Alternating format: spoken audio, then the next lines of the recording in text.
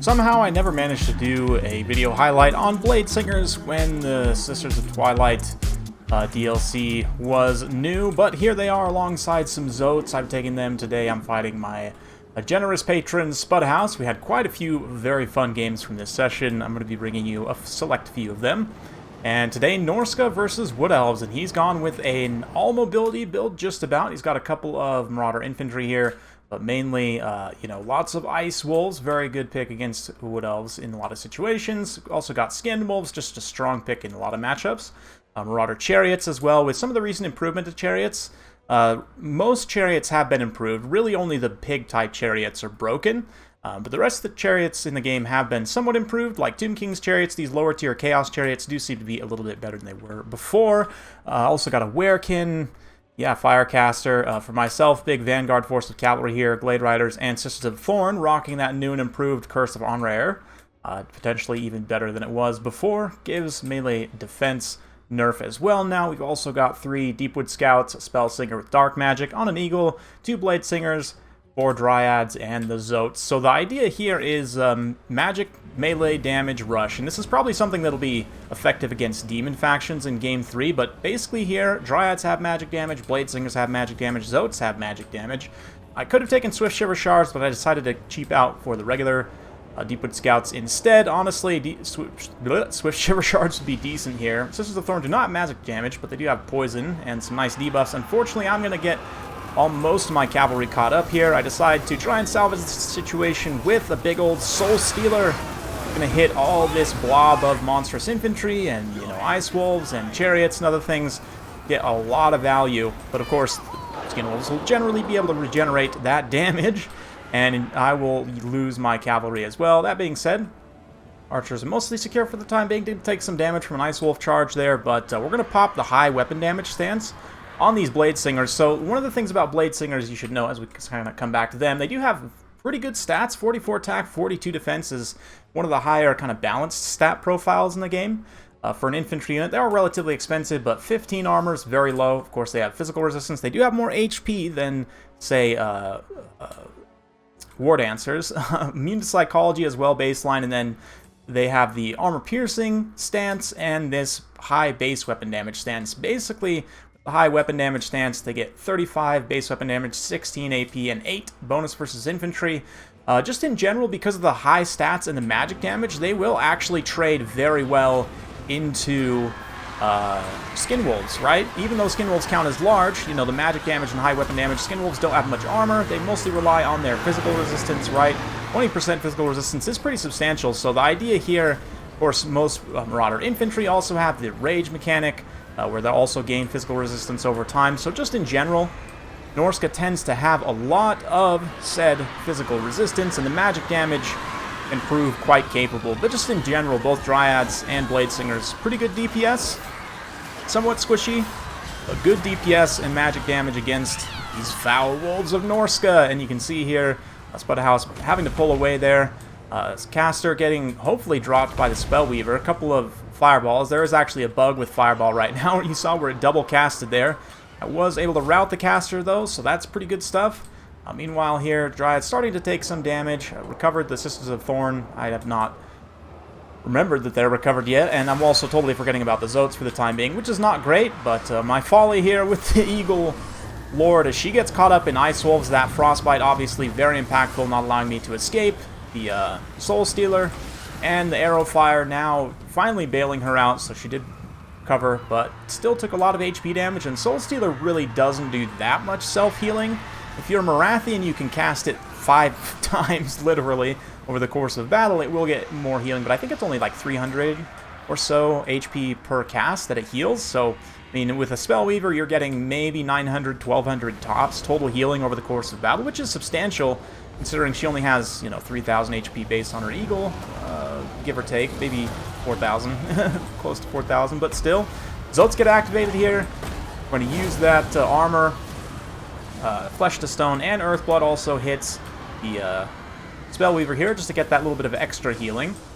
So, combined with the Soul Stealer, we should probably be able to get her back up to full, but notice here how the the Bladesingers, oh gosh, Bladesingers are mostly still healthy. This one unit has taken some pretty substantial damage, but I've mostly been able to take the damage on the Dryads, which has been pretty beneficial for me, and this unit of Bladesingers so far really hasn't taken direct charges, and like here, these Skin Wolves are pathed on to charge the Deepwood Scouts, but instead getting caught by the Bladesingers here, and you saw that health bar just drop super fast. Same thing with these Skin Wolves over here. So although they are an anti-infantry unit, right, this is one of those weird interactions that you might not really think about because it's an anti-infantry type infantry, you know, fighting a monstrous infantry, but really this is one of those things. You just look at the high weapon damage and magic damage, and of course it starts to make sense. Also, just great stats overall. High speed also benefits. I mean, 46 speed is definitely on the fast end for infantry. I mean, Skin Wolves are obviously 75 speed, much faster, can get away as they just did there, but it's still fast enough that they get just a few more extra hits as the Skin Wolves are disengaging. And, you know, certainly if you have, like, Frostbite from the Race of the Frozen Heart, poison damage from your Sisters of Avalorn or Hagbane tips, they can definitely keep up with a lot of units. Here, they kind of get pounded, but just look at the damage they're putting out in the time that they're taking that damage. All these light, kind of lowish melee defense units from Norsca just getting absolutely pounded. The Ice Wolves also count as large. Most Wolf-Hound type units, you know, like Chaos Warhounds, Dire Wolves, Scurvy Dogs, count as infantry. Ice Wolves actually do count as large, and I'd imagine Khorne's Flesh Hounds will be the same. And the nice thing, too, is in Game 3, with the change to magic resistance, with it being instead spell resistance, Bladesingers will be a lot more useful against, say, like Dawi, where right now they kind of struggle because of the magic damage.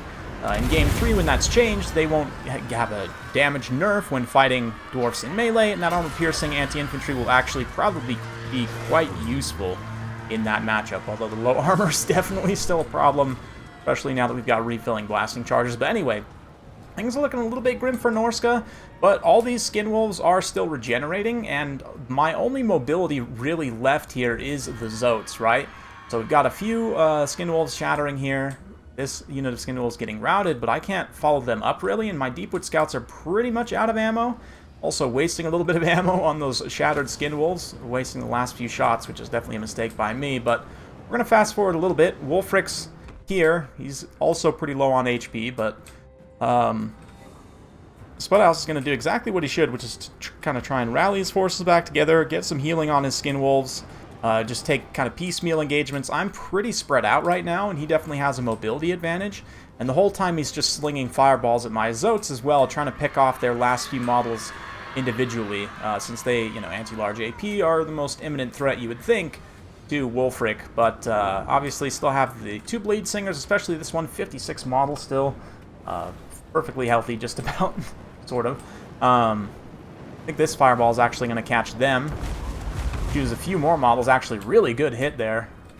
Use out quite a few models, kind of side-shotting through.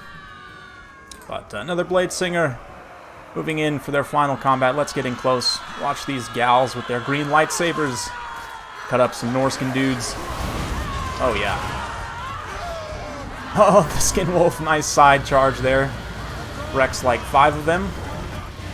Both units are going to rout. Here come the Dryads. Got some Zotes, more Bladesingers. Standing in the position to try and support. Again, the Skin Wolf Werkin and Wulfric, I will want to switch to the armor-piercing stance because they both have, you know, 90+ armor with this buff, especially this Ruinous Flesh. Interestingly enough, did not get hit by the standardization stick, it seems. Of course, he does have physical resistance as well, so the magic damage is, again, applicable. More Skin Wolves over here. Haven't used the Deepwood Scouts in melee. You can see the balance of power, once very much in my favor, has clawed back towards even. But really, Spudhouse is going to have to concentrate everything and get like a good, clean charge on these Bladesingers with all of his remaining units. Right now, like the Dryads are able to kind of keep up with these Werkin. I mean, they're both tired, right? So percentage-wise, the Werkin actually lose slightly more speed. And without perfect micro, they'll get caught up with, but exactly as he should, just collapsing all the units into one place, using that mobility to concentrate force. Wrecks these Dryads, having to move in with the Bladesingers. Wulfric also coming in to clean up more Dryads. His caster's annoyingly still alive here. Let's continue to fast forward as the Bladesingers attempt this one last unit that's healthy. Take more charge damage, but here's the final combat. We'll keep the health bars up so you guys can see what's happening. to the units in general. These Marauders get shattered here. Skin Wolves just start to take too much damage. You know, they have decent charge bonus. Without that Frenzy, it's not as good. You know, good weapon strength overall. Only 31 attack, though, so when that charge bonus wears off, that 42 defensive Bladesingers is actually significant enough that they're going to have a hard time making consistent contact. We route out the last of the Skin Wolf units. It's pretty much just the characters left. I mean, granted, I basically just have Deepwood Scouts and then this one unit of Bladesingers that is now quite beat up. But we're going to switch them off. Now you can see their armor piercing profile. 26 armor piercing, 10 base weapon damage. So, will it be enough? Skin Wolf starts to waver as he takes armor piercing damage. Wulfric pops Sword of Torgal, but also ends up routing. So, very close game. Very well played to Spudhouse. Super fun one. And I like this kind of max mobility build from Norsca. Skin Wolves obviously very good here, and they do, even though I've managed them fairly well, a couple of them still pay for themselves. These other two, not quite so much. The Ice Wolves, not quite what you would want. In general, I would say, as a kind of a tip for Spudhouse, something I was thinking about with this build, you may want to cut a couple of Ice Wolves and bring just... Because if you cut 2 Ice Wolves, you could bring, what, 3 regular Warhounds? And I think just having some extra numbers, like to be able to chase units off when you break them, would have benefited quite a bit here. But anyway, yeah, the Chariots also both paid for themselves, pretty consistent. Yeah, Wulfric having a little bit of a tough time. The Shaman Sorcerer, though, got wrecked early on, but really came back with a force with those fireballs. My Spellweaver, I didn't end up highlighting her ignominious death, but yeah, she got taken out. Who's surprised? The Dryads also trade pretty well here with the magic. And then the Bladesingers, one of them, a little bit less than ideal value, still pretty close. The other one, 1,500 damage value, 8,244 damage dealt, primarily again to Skin Wolves, which is just awesome use for them. Deepwood Scouts also very cost effective, one of the best ranged units in the game in my opinion, honestly. Zotes also, this is probably the best matchup for Zotes in my opinion. Again, they kind of hard counter Skin Wolves with their anti-large magic damage. Giving yourself armor also kind of negates the Skin Wolves' weapon damage, given that they don't have the best armor piercing. They're not primary armor piercing, I should say. The Flesh to Stone self-cast on Zotes definitely helps a lot. And the heal also was nice. I guess it didn't end up actually saving my Spellweaver, but she did get plenty of value from her Soul Stealers and charges and whatnot. So, very good stuff. Let's talk a little bit more about Bladesingers. Yeah, they're decent Wood Elf infantry, honestly, and out of all the Wood Elf infantry, I believe they have the highest total HP. Actually, same as Wildwood Rangers, okay. But 1,200 points is a pretty hefty price to pay, so you really want to use them only in situations where it would make sense. You know, the high stats plus magic damage, like I said, probably will be pretty good against demons. Some demon factions, I'd be worried about how squishy these girls are against, say, Khorne. But we'll have to kind of wait and see how that ends up playing out. But at least on paper, it looks like, you know, they should be good in those situations. Yeah, and then the ability to go either just high overall weapon damage and armor piercing. Honestly, I do think most of the time you probably want to be in the high weapon damage stance. I'd have to actually sit down and do the math, and maybe some of you guys can do that for me and just post in the comments below what you think. Like what the armor cutoff is where you would actually want to switch, but my guess is it's probably pretty high, like around 80 plus armor is where you would want to actually switch to the armor piercing stance when you're fighting those units. So in general sense, most units in the game are below that, and especially most infantry units. So generally you want to be using them in the high weapon damage stance if something's below, like even like 75 armor, probably you want to be yeah, if I can sort of think about the math in my head a little bit, yeah, you'd probably still want to be in the base weapon damage stance. But, yeah, like I said, will be better against Dwarfs in Game 2. Should be pretty good against most of the Demon factions as well. As far as other factions that have high levels of physical resistance, Norsca is certainly one. Beyond them, I mean, Bretonnia is a little bit of a weird one. They do require some magic damage, but also, like, Faye's almost immune to magic damage right now, and also their large units are armored that have physical resistance. Or I should say the units that have physical resistance are large and armored, so it doesn't make quite as much sense. Large unarmored targets with physical resistance are definitely a target for Bladesingers But you do have to be careful. Bladesingers are actually pretty good at killing Bladesingers, believe it or not, in a Wood Elf mirror, because both of them are, you know, squishy with high damage and magic damage with physical resistance. So anyway, Dark Elves is another one. Potentially you could use them here.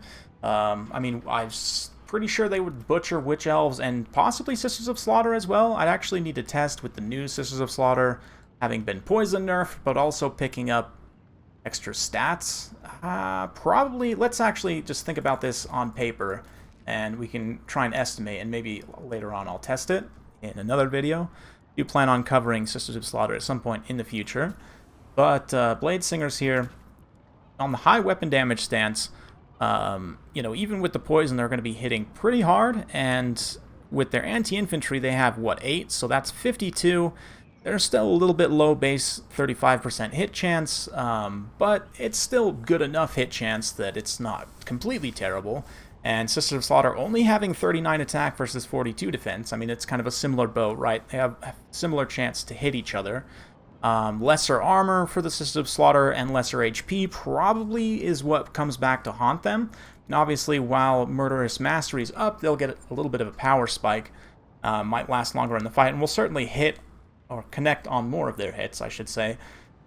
But I don't know, I think just the high weapon damage and HP plus armor, that little bit of extra armor probably swings things in Bladesinger's advantage, but let me know what you guys think down in the comments below. It would be definitely interesting to test.